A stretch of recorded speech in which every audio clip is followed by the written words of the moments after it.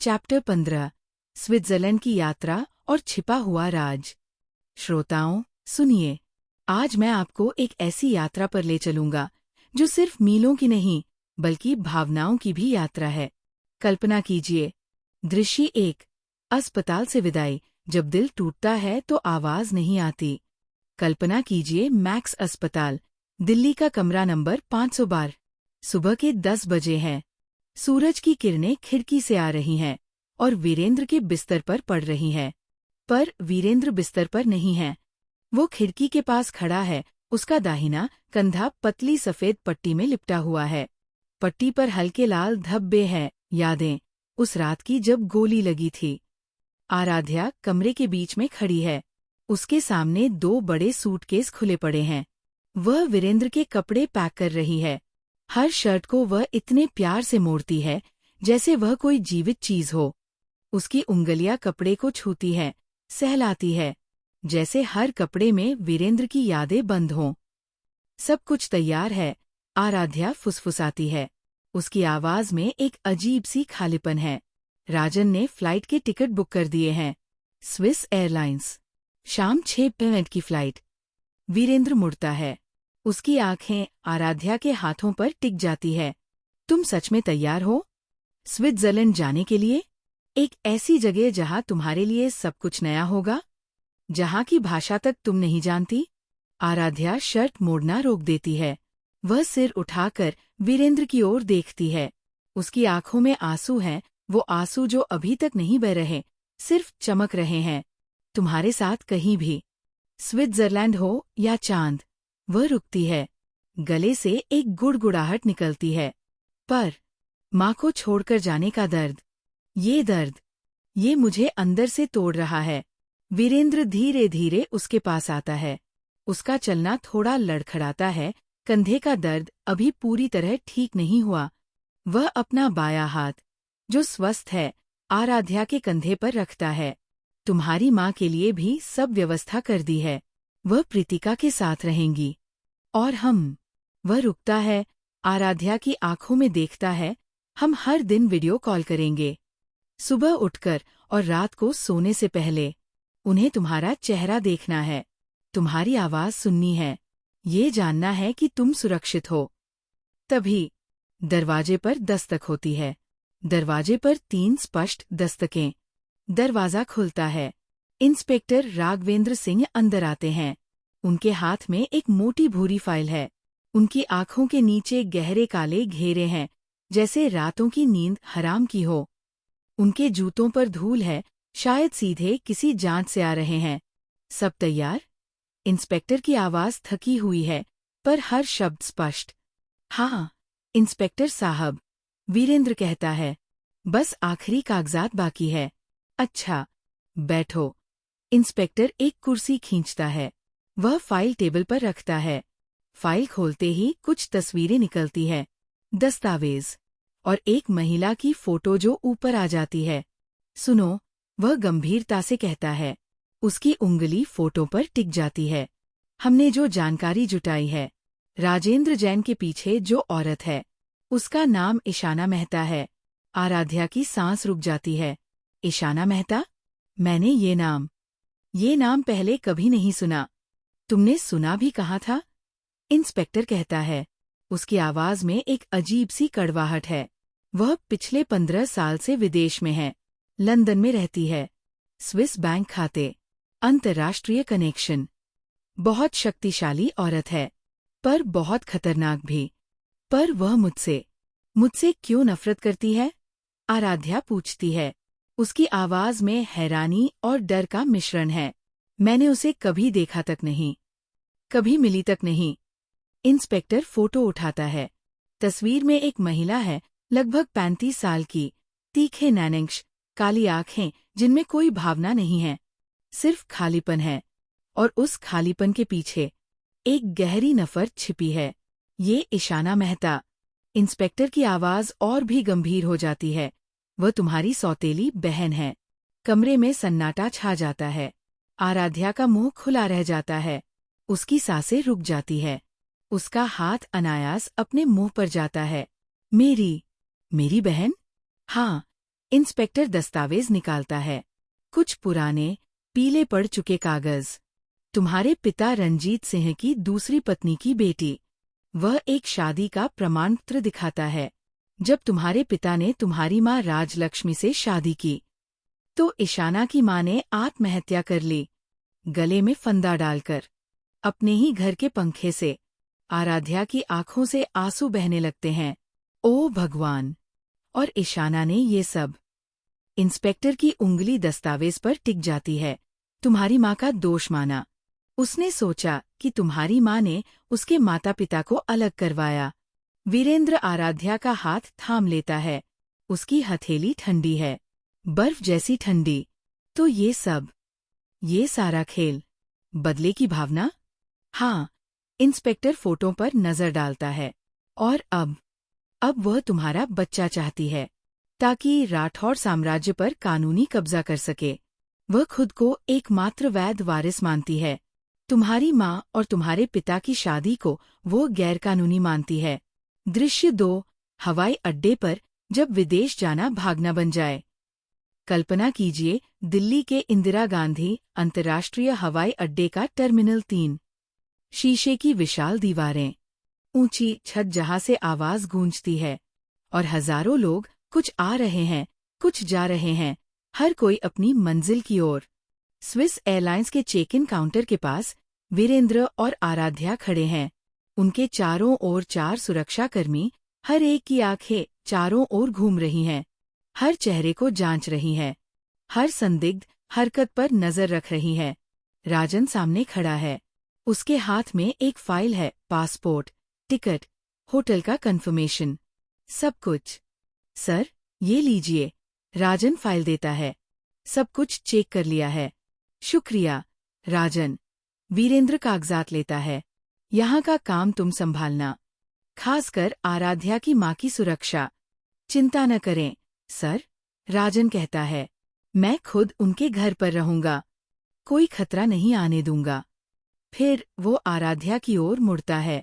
उसकी आंखें नम हैं। मैडम, आपका बेस्ट ऑफ लक। शुक्रिया, राजन। आराध्या की आवाज भर्राई हुई है।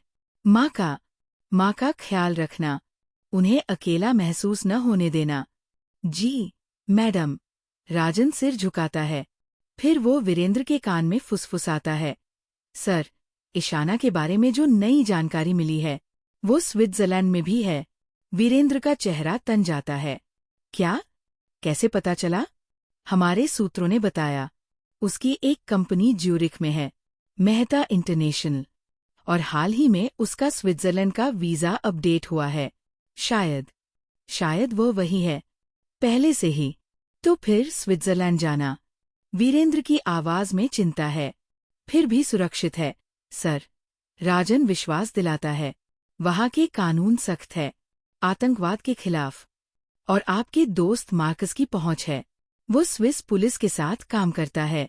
उसका भाई स्विस आर्मी में है। तभी लाउडस्पीकर से घोषणा होती है। स्विस एयरलाइंस की फ्लाइट नंबर ALX ज्यूरिख के लिए अब बोर्डिंग शुरू कर रही है। सभी यात्री कृपया गेट नंबर 23 की ओर प्रस्थान करें। आराध्या पीछे मुड़कर देखती है। वह नजारा देखती है जो उसका देश है, लोग जिनकी भाषा वह समझती है, हवा में मिट्टी की खुशबू, वो आवाजें जो उसके लिए परिचित है। वीर, उसकी आवाज कांपती है। क्या हम सच में सुरक्षित रह पाएंगे? इतनी दूर, अपने ही देश से इतनी दूर? वीरेंद्र उसका हाथ थाम लेता है। उसकी पकड़ मजबूत है, गर्म है, विश्वास से भरी हुई। हम एक साथ हैं ना? वह कहता है। फिर किस बात का डर? जब तक हम साथ हैं, कोई खतरा नहीं, कोई दुश्मन नहीं। हम एक साथ हर लड़ाई लड़ेंगे। दृश्य 3, स्विट्जरलैंड की उड़ान जब बादल रास्ता बनाते हैं। कल्पना कीजिए, स्विस एयरलाइंस के बोइंग 777 के बिजनेस क्लास के अंदर। खिड़की से बाहर अनंत नीला आसमान, और नीचे सफेद बादलों का समुद्र, जैसे रुई के पहाड़, जैसे स्वर्ग का फर्श। आराध्या खिड़की की सीट पर बैठी है। उसकी आंखें बाहर टिकी हुई हैं, पर वो बादल नहीं देख रही। वह अपने अतीत को देख रही है। वीरेंद्र उसकी तरफ देख रहा है। उसके चेहरे पर सोच की लकीरें। क्या सोच रही हो? वह धीरे से पूछता है। आराध्या मुड़कर देखती है। उसकी आंखों में आंसू हैं, वो आंसू जो बह नहीं रहे, सिर्फ चमक रहे हैं। बस, सब कुछ। वह फुसफुसाती है। 1 साल पहले मैं एक साधारण लड़की थी। कॉलेज जाती थी। माँ के साथ रहती थी। रोज सुबह नाश्ता बनाती थी। रात को टीवी देखती थी। सोमवार को लॉन्ड्री करती थी। शनिवार को मंदिर जाती थी। वह रुकती है, गहरी सांस लेती है। और अब मैं विदेश जा रही हूँ। स्विट्जरलैंड। एक ऐसी औरत से बचने के लिए जो मेरी बहन है। मेरी अपनी बहन मुझे मारना चाहती है। मेरे बच्चे को चुराना चाहती है। तुम साधारण कभी नहीं थी, आराध्या। वीरेंद्र उसका हाथ थाम लेता है। तुम हमेशा खास थी। बस, तुम्हें पता नहीं था। जैसे एक हीरा जब तक काटा नहीं जाता, चमकता नहीं। तुम्हें बस थोड़ा काटने की जरूरत थी। जिंदगी ने तुम्हें काट दिया। और अब तुम चमक रही हो। वीर। आराध्या उसकी आंखों में देखती है। एक बात बताओ, सच सच बताना, तुमने मुझसे शादी क्यों की? असली कारण? सिर्फ मेरे पिता के वादे के कारण? वीरेंद्र गहरी सांस लेता है। वह खिड़की से बाहर देखता है। बादल, अनंत बादल। पहले तो उसकी आवाज गंभीर है। सिर्फ तुम्हें बचाने के लिए। मेरे पिता ने तुम्हारे पिता से वादा किया था। 2 योद्धाओं का वादा। एक ऐसा वादा जो मौत से भी मजबूत था। वह रुकता है, फिर आराध्या की ओर मुड़ता है। पर फिर मैंने तुम्हें देखा। पहली बार शादी के दिन। तुम लाल साड़ी में थी, आंखें नीची किए हुए, हाथ कांप रहे थे। और मैंने सोचा, ये लड़की कितनी मासूम है, कितनी डरी हुई है। और बाद में? आराध्या पूछती है। बाद में मैंने जाना कि तुम सिर्फ एक जिम्मेदारी नहीं हो। तुम मेरी जिंदगी हो, मेरी सांसें हो, मेरा हर सुबह हो। तुम्हारे बिना मेरी सुबह खाली है। तुम्हारे बिना मेरी रातें अधूरी है। आराध्या की आंखें फिर भर आती हैं। और मैं तुमसे डरती थी। तुम्हें ठंडा समझती थी। बर्फ का पहाड़, जिसके पास दिल नहीं है। मैं ठंडा था। वीरेंद्र मुस्कुराता है। एक दुर्लभ, कोमल मुस्कान। पर तुमने मुझे बदल दिया। तुमने मुझे इंसान बनाया। तुमने मुझे सिखाया कि प्यार क्या होता है, कि कैसे किसी के लिए जिया जाता है, कैसे किसी के लिए मरा जाता है। तभी विमान के स्पीकर से आवाज आती है। Good evening ladies and gentleman. हम ज्यूरिख हवाई अड्डे पर पहुंचने वाले हैं। कृपया अपनी सीट बेल्ट बांध लें और अपनी सीटों को सीधा कर लें। दृश्य 4। ज्यूरिख में स्वागत, जब नई दुनिया भी घर लगे। कल्पना कीजिए, ज्यूरिख हवाई अड्डे के अंदर।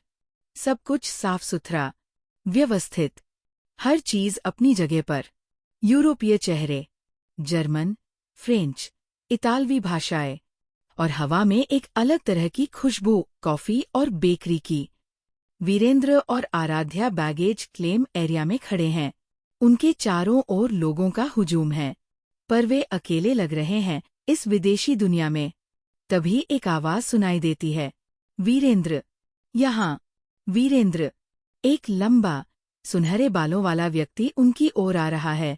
30 से 32 साल की उम्र, नीली आंखें जो समुद्र जैसी है, और एक चमकदार मुस्कान जो पूरे चेहरे को रोशन कर देती है। वो स्विस है, पर हिंदी बोल रहा है, थोड़े अजीब लहजे में, पर प्यार से। मार्कस। वीरेंद्र की आवाज में खुशी है, असली खुशी। उसने मार्कस को गले लगाया। बहुत दिनों बाद, दोस्त। सच में बहुत दिन। मार्कस हंसता है। फिर वो आराध्या की ओर देखता है। उसकी आंखें चमक उठती है। और ये रही, तुम्हारी खूबसूरत पत्नी। तुम्हारी तस्वीरों से भी ज्यादा सुंदर। असली में तो और भी खूबसूरत। स्वागत है, आराध्या। आराध्या शर्मा जाती है। शुक्रिया, आप बहुत अच्छे हैं। चलो, मेरी कार बाहर है। मार्कस उनका एक सूटकेस उठाता है। मैं तुम्हें घर ले चलता हूँ। तुम लोग थके होंगे। लंबी उड़ान है। कार में बैठकर वे ज्यूरिख शहर से गुजरते हैं। कार के इंजन की आवाज, बाहर का शहरी शोर, दूर ट्राम की घंटी। मार्कस की कार एक ब्लैक मर्सिडीज एसयूवी है। अंदर चमड़े की सीटें और खिड़की से बाहर का नजारा। आराध्या खिड़की से बाहर देखती है। आल्प्स पर्वत दूर से दिख रहे हैं, सफेद चोटियां नीले आसमान को छू रही है। झील ज्यूरिक का पानी इतना नीला, इतना साफ कि लगता है स्वर्ग का हिस्सा हो। पानी पर हंस तैर रहे हैं। दूर एक पुराना चर्च अपनी घंटी बजा रहा है। ये शहर बहुत सुंदर है, आराध्या फुसफुसाती है। हाँ, मार्कस कहता है, स्टीयरिंग संभालते हुए। और सुरक्षित भी। स्विट्जरलैंड दुनिया के सबसे सुरक्षित देशों में से एक है। यहाँ की पुलिस, वह बहुत कुशल है। तुम्हारा घर शहर में है? वीरेंद्र पूछता है। नहीं, शहर से थोड़ा दूर, पहाड़ों में। मार्कस एक मोड़ लेता है। कार अब शहर छोड़कर ग्रामीण इलाके में जा रही है। वहां कोई नहीं पहुंच सकता बिना अनुमति के। एक प्राइवेट रोड है और गेट पर सुरक्षा। हर वाहन की जांच होती है। दृश्य 5। मार्कस का घर पहाड़ों में एक महल। कल्पना कीजिए, आल्प्स की तलहटी में एक विशाल कोठी, 3 मंजिला, पत्थर और कांच का मिलाजुला डिजाइन। और चारों ओर हरियाली, दूर तक हरे भरे मैदान। और उनके पीछे सफेद पहाड़। गेट स्वचालित है, धीरे धीरे खुलता है। कैमरे हर कोने पर है। और 2 सुरक्षा गार्ड, स्विस, लंबे, मजबूत, गंभीर चेहरे। यहाँ तुम पूरी तरह सुरक्षित हो, मार्कस कहता है, कार से उतरते हुए। मेरे पास अपनी सुरक्षा टीम है। 10 लोग, 24 घंटे, हर शिफ्ट में 3 लोग। और स्थानीय पुलिस के साथ भी अच्छे संबंध हैं। अगर कुछ होता है तो 5 मिनट में पुलिस यहाँ होगी। अंदर का दृश्य और भी आश्चर्यजनक है। Open plan living area. फर्श पर सफेद संगमरमर, छत से लटकता विशाल क्रिस्टल का झूमर। और एक पूरी दीवार शीशे की, बाहर के पहाड़ों का मनोरम दृश्य। शाम का सूरज पहाड़ों पर सोने जैसा रंग बिखेर रहा है। तुम लोग इस कमरे में रहोगे। मार्कस एक दरवाजा खोलता है। Master bedroom. कमरा विशाल है, किंग साइज बेड, कोने में फायरप्लेस और बड़ी खिड़की से सीधे पहाड़ों का नजारा। बिस्तर पर ताजे फूल रखे हैं, लाल गुलाब। इसमें अटैच बाथरूम है। मार्कस एक और दरवाजा दिखाता है। जकूजी भी है, गर्म पानी से आराम मिलेगा। और यहाँ, वह एक छुपे हुए दरवाजे को खोलता है। दरवाजा दीवार में मिला हुआ है, देखने से नहीं दिखता। एक सेफ रूम है, स्टील की दीवारें, अपना ऑक्सीजन सिस्टम, खाना पानी का स्टॉक, अगर कभी जरूरत पड़े। बहुत अच्छा है, मार्कस, वीरेंद्र कहता है, चारों ओर देखते हुए। शुक्रिया, तुमने बहुत मदद की। कोई बात नहीं, दोस्त, मार्कस मुस्कुराता है। तुमने भी तो मेरी मदद की थी जब मुझे जरूरत थी। वो बिजनेस डील, तुम्हारे बिना मैं डूब जाता। तुमने मुझे बचाया था। अब मेरी बारी है। रात का खाना एक लंबी मेज पर होता है, लकड़ी की बड़ी मेज। उस पर स्विस व्यंजन और भारतीय मसाले भी मार्कस ने खास तैयारी करवाई है। दृश्य 6। शॉकिंग सच्चाई, जब रिश्ता रक्त से भी ज्यादा खतरनाक हो। तनावपूर्ण, रहस्यमयी शुरुआत। मार्कस अपना लैपटॉप खोलता है। स्क्रीन पर एक फोटो आती है, ईशाना मेहता की। लेकिन ये कोई आम फोटो नहीं है। ये एक पासपोर्ट फोटो है, पुरानी, 15 साल पुरानी। देखो, मार्कस कहता है, आवाज में एक अजीब सी गंभीरता। ईशाना मेहता, उसका असली नाम ईशाना राठौड़ है। कमरे में सन्नाटा छा जाता है। सिर्फ आग की लपटों की सरसराहट सुनाई देती है। आराध्या का गला सूख जाता है। वो अपना गला सहलाती है, जैसे कुछ फंस गया हो। राठौड़? मतलब? हाँ, और सिर्फ इतना ही नहीं। मार्कस कुछ दस्तावेज स्क्रीन पर लाता है। वह तुम्हारे पिता रंजीत सिंह की कानूनी वारिस है। वीरेंद्र का चेहरा पत्थर की तरह सख्त हो जाता है। कैसे? आराध्या तो रंजीत चाचा की बेटी है। डीएनए टेस्ट है, ब्लड टेस्ट है, डीएनए टेस्ट सही है। आराध्या रंजीत सिंह की बायोलॉजिकल बेटी है। मार्कस कानूनी दस्तावेज दिखाता है, पर कानूनी तौर पर भारतीय कानून के अनुसार रंजीत सिंह ने अपनी पहली पत्नी से तलाक नहीं लिया था जब उन्होंने आराध्या की मां राजलक्ष्मी से शादी की। आराध्या की सांसें तेज हो जाती है। वह मेज के किनारे को पकड़ लेती है। क्या मतलब? मेरी मां, मेरे पिता। मतलब ये कि आराध्या की मां और रंजीत सिंह की शादी कानूनी नहीं थी। मार्कस की आवाज दुख भरी हो जाती है। तलाक के बिना दूसरी शादी हिंदू मैरिज एक्ट के अनुसार वो शादी नहीं, सहवास माना जाता है। तो मतलब? आराध्या की आवाज लड़खड़ाती है। मैं मतलब ये कि तुम रंजीत सिंह की बेटी हो, पर कानूनी वारिस नहीं। मार्कस एक कानूनी दस्तावेज दिखाता है। कानूनी तौर पर ईशाना ही एकमात्र वैध वारिस है, क्योंकि उसकी मां रंजीत सिंह की पहली और कानूनी पत्नी थी। आराध्या के हाथ कांपने लगते हैं। वह मेज को थाम लेती है, जैसे गिरने वाली हो। पर मेरे पास डीएनए टेस्ट है, पिता की डायरी है, उनके पत्र है। डीएनए टेस्ट सच्चाई बताता है, पर कानून कागजात देखता है। मार्कस एक पीले पुराने कागज को जूम करता है। ये देखो, रंजीत सिन्हा और ईशाना की मां का मैरिज सर्टिफिकेट, सन 1985 का। और यहाँ कोई तलाक का कागज नहीं। कोई तलाक नहीं हुआ। वीरेंद्र मेज पर मुक्का मारता है। इसीलिए वो आराध्या के बच्चे को चाहती है। अगर आराध्या का बच्चा होगा और वह उसे हथिया लेगी, तो फिर कानूनी वारिस बन जाएगी। राठौड़ खून, राठौड़ नाम। हाँ, मार्क सिर हिलाता है। और सिर्फ इतना ही नहीं, वह तुम्हारे बच्चे के जरिए वीर ग्रुप पर भी कब्जा कर सकती है, तुम्हारे और आराध्या के बच्चे को वारिस बनाकर, और फिर उस पर कंट्रोल करके, वो गार्जियन बनकर सब कुछ अपने नाम करवा सकती है। आराध्या रोने लगती है। आंसू उसकी गालों पर धाराओं की तरह बहने लगते हैं। तो सब कुछ झूठ था। मेरी पहचान, मेरा अधिकार, मेरा नाम, सब। मैं जो सोचती थी कि मैं हूं, वो मैं हूं ही नहीं। वीरेंद्र उठकर उसे गले लगा लेता है। नहीं, आराध्या, नहीं।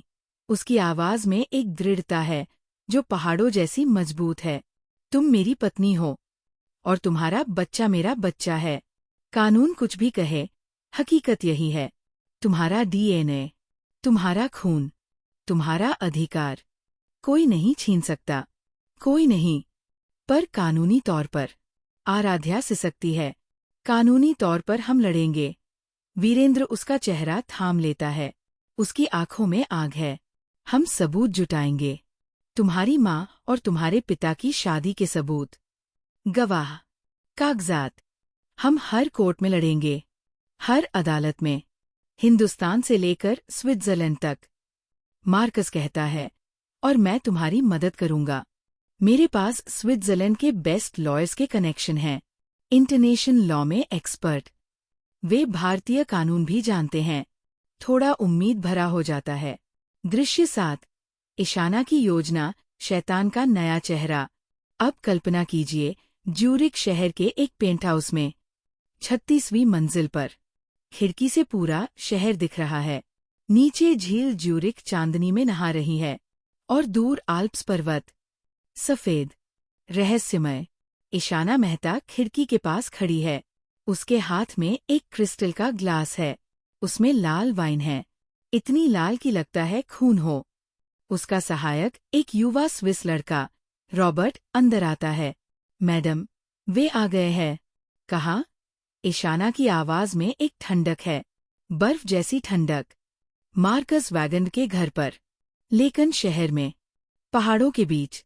Marcus wagon. ईशाना मुस्कुराती है, एक खतरनाक मुस्कान।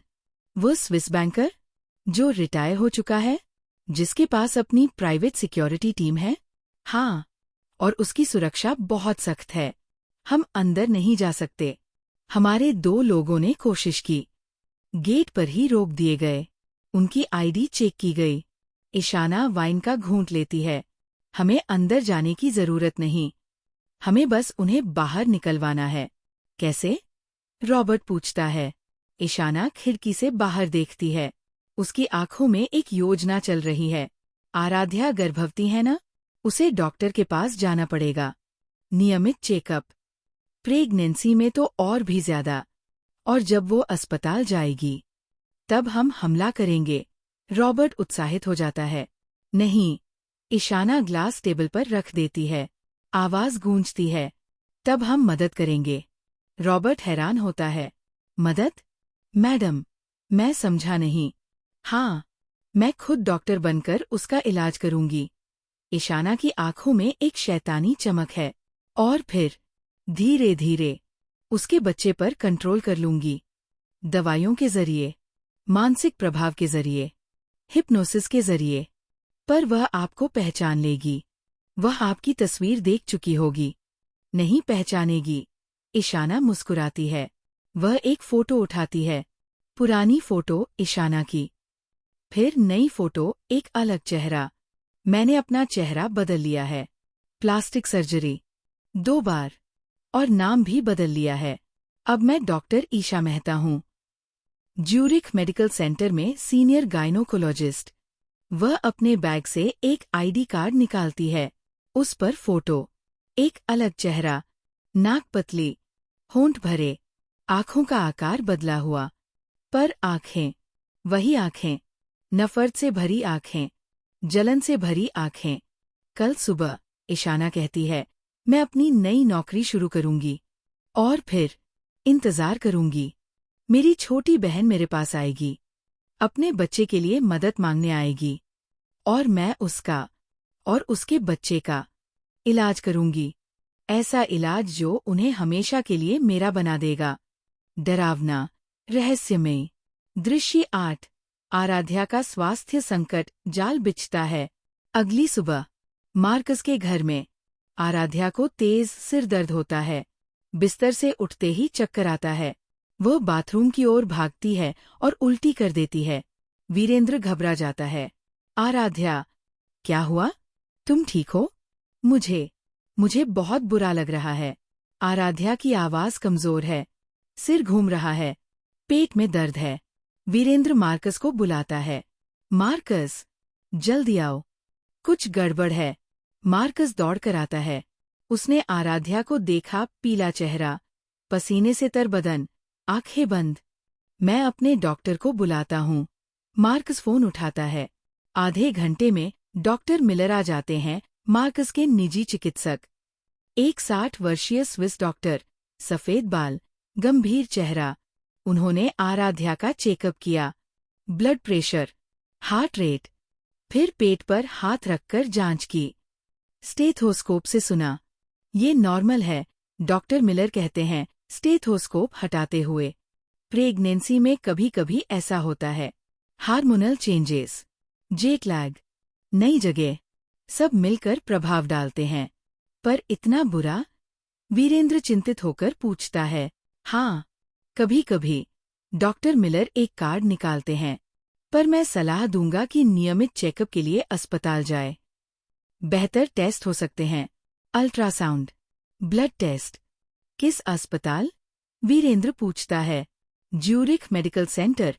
डॉक्टर मिलर कार्ड देते हैं। वहाँ डॉक्टर ईशा मेहता है। वह प्रेगनेंसी के मामलों में विशेषज्ञ हैं। भारतीय मूल की है। शायद आराध्या को आराम मिले अपनी भाषा में बात करने से। वीरेंद्र कार्ड लेता है। उस पर लिखा है, doctor Isha Mehta, senior gynaecologist, Zurich medical centre. ठीक है। वीरेंद्र सहमति में सिर हिलाता है। कल हम जाएंगे। पर वो नहीं जानता, वह बिल्कुल नहीं जानता कि डॉक्टर ईशा मेहता और ईशाना मेहता एक ही हैं, कि वह अपनी पत्नी को सीधे दुश्मन के पास ले जा रहा है। ड्रामेटिक, चिंताजनक। दृश्य 9। अस्पताल में मुलाकात, भेड़ और भेड़िया। अगले दिन, ज्यूरिख मेडिकल सेंटर। एक आधुनिक, साफ सुथरा अस्पताल। हर चीज सफेद, हर चीज शांत। हवा में डिसइंफेक्टेंट की गंध। आराध्या डॉक्टर ईशा मेहता के कैबिन के बाहर बैठी है। वीरेंद्र उसके साथ है। वो आराध्या का हाथ थामे हुए है। दरवाजा खुलता है। एक नर्स बुलाती है। आराध्या राठौड़, डॉक्टर आपका इंतजार कर रही हैं। कैबिन के अंदर डॉक्टर ईशा मेहता अपनी कुर्सी पर बैठी है। सफेद कोट, स्टेथोस्कोप गले में और एक मधुर मुस्कान। पर उस मुस्कान के पीछे कुछ और है। वह अंदर आकर मुस्कुराती है। हेलो, मैं डॉक्टर ईशा मेहता। आप आराध्या राठौर? उसकी आवाज मधुर है, नरम, माँ जैसी। पर आंखें, उसकी आंखें गहरी है, बहुत गहरी, जैसे कुछ छुपा रही हों। हाँ, डॉक्टर, आराध्या कहती है। बैठिए। डॉक्टर ईशा एक फाइल खोलती है। आपकी प्रेगनेंसी के बारे में सब बताइए। मुझे हर छोटी बड़ी बात जाननी है, हर लक्षण। आराध्या सब कुछ बताती है। सिर दर्द, उल्टी, कमजोरी, चक्कर और भारत में हुए हमले के बारे में भी। डॉक्टर ईशा ध्यान से सुनती है, फिर चेकअप करती है। सब ठीक है, बस आपको कुछ विटामिन्स लेने होंगे। प्रेगनेंसी में शरीर को अतिरिक्त पोषण चाहिए, खासकर जब आप विदेश में हैं। नई जगह, नया खाना। वह एक प्रिस्क्रिप्शन लिखती है। ये लो, ये विटामिन्स आपके और बच्चे दोनों के लिए अच्छे हैं। रोज एक गोली, सुबह नाश्ते के बाद, पानी से। आराध्या प्रिस्क्रिप्शन लेती है। शुक्रिया, डॉक्टर। कोई बात नहीं। डॉक्टर ईशा मुस्कुराती है। फिर वह एक नज़र आराध्या पर डालती है, एक लंबी नज़र। और एक बात, क्या मैं आपसे व्यक्तिगत बात कर सकती हूँ? जी, बताइए। मैंने आपकी फाइल देखी। आप भारत से आई हैं और मैं भी भारतीय मूल की हूँ। मेरे माता पिता भारत से हैं, दिल्ली से। आराध्या की आंखें चमक उठती है। अच्छा, आप दिल्ली से हैं? हाँ, पर मैं बचपन में ही यहाँ आ गई थी, जब मैं 10 साल की थी। डॉक्टर ईशा की आवाज में एक अजीब सी भावना है। तुम बहुत खूबसूरत हो। तुम्हारी माँ भी खूबसूरत रही होगी। शुक्रिया, आराध्या शर्माती है। मेरी माँ, वो बहुत खूबसूरत थी। और तुम्हारा बच्चा? डॉक्टर ईशा आराध्या के पेट की ओर देखती है। उसकी आंखों में एक अजीब चमक है। वह भी खूबसूरत होगा। मैं देख सकती हूँ। तुम्हारी आंखें, तुम्हारी मुस्कान, सब उसमें आएगा। उसकी आंखों में वह चमक, प्यार की नहीं, कब्जे की चमक है। जैसे कोई कीमती चीज देख रही हो, जो उसकी होनी चाहिए। और एक बात, डॉक्टर ईशा अपना कार्ड देती है। अगर कभी मदद की जरूरत हो, कभी भी, दिन हो या रात, मैं हमेशा यहाँ हूँ। तुम मेरी खास मरीज हो। मैं तुम्हारी देखभाल खुद करूंगी। शक और संदेह का दृश्य 10। सच्चाई का पता चलना जब आंखें झूठ नहीं बोलती। घर वापस आते हुए कार में आराध्या वीरेंद्र से कहती है, डॉक्टर बहुत अच्छी है। वह भारतीय मूल की है। मुझसे बहुत प्यार से बात की। मुझे लगा जैसे अपनी चाची से बात कर रही हूँ। अच्छा, उनका नाम क्या था फिर से?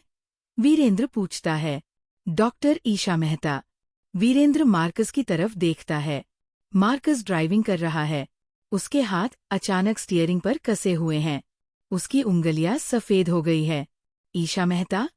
मार्कस की आवाज में तनाव है। क्या वह लंबी है? स्लिम? काले बाल जो कंधों तक हैं? और उसकी आंखों में एक अजीब सी चमक, जैसे वो कुछ छुपा रही हो। आराध्या सोचती है, हाँ, वही, लगभग। तुम उन्हें जानते हो? मार्कस बिना कुछ कहे अपना फोन निकालता है। वह तेजी से कुछ टाइप करता है। उसकी उंगलियां कांप रही हैं। फिर स्क्रीन पर एक फोटो दिखाई देती है। क्या यही है? आराध्या झुककर देखती है। स्क्रीन पर डॉक्टर ईशा मेहता की फोटो है, अस्पताल की वेबसाइट से। Professional photo. हाँ, यही तो है, बिल्कुल यही। मार्कस का चेहरा सफेद पड़ जाता है, जैसे खून निकल गया हो। वह कार रोक देता है, रोड के किनारे। इमरजेंसी लाइट्स ऑन कर देता है। वीरेंद्र।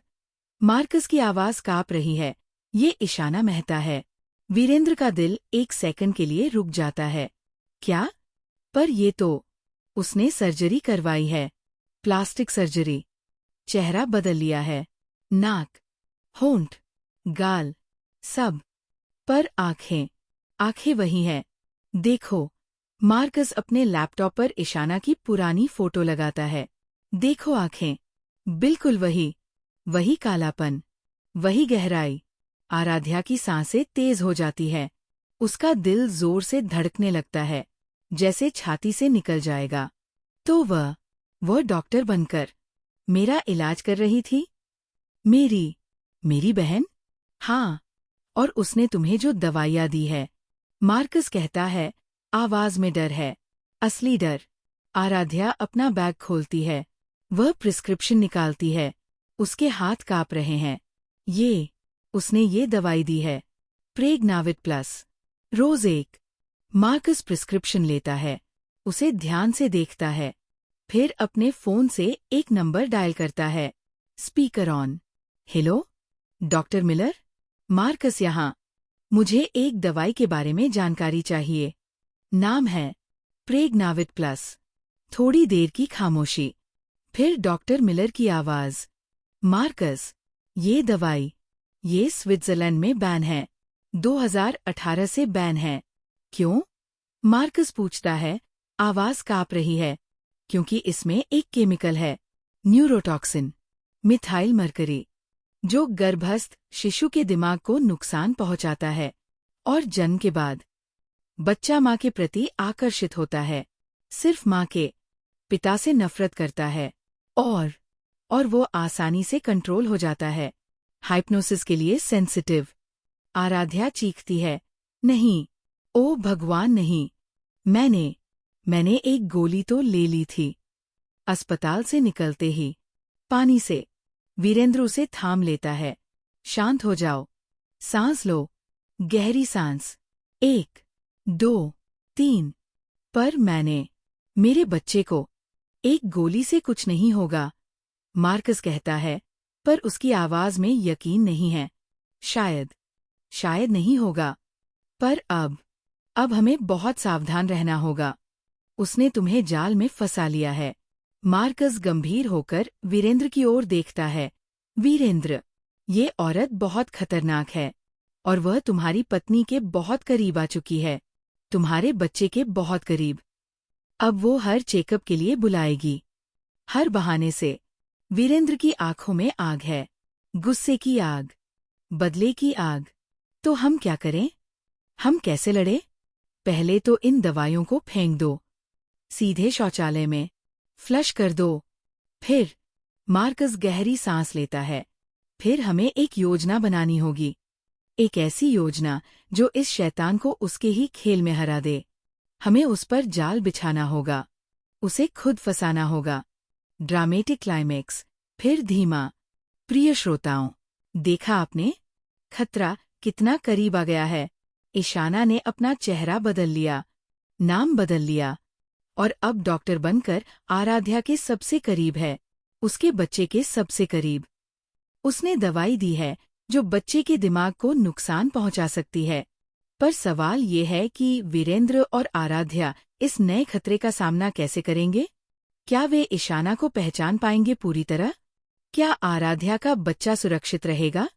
क्या मार्कस की योजना काम करेगी? और सबसे बड़ा सवाल, जब एक बहन दूसरी बहन को नष्ट करना चाहती है, तो कहाँ जाती है इंसानियत? अगले अध्याय में एक जटिल योजना, एक झूठा मित्र जो सच्चा दुश्मन निकले, और एक ऐसा फैसला जो सब कुछ बदल देगा। तब तक के लिए सावधान रहिए और याद रखिए, कभी कभी खतरा वही होता है जो दवाई का रूप लेकर आता है, और कभी कभी दुश्मन वही होता है जो रिश्तेदार का चोगा पहने होता है।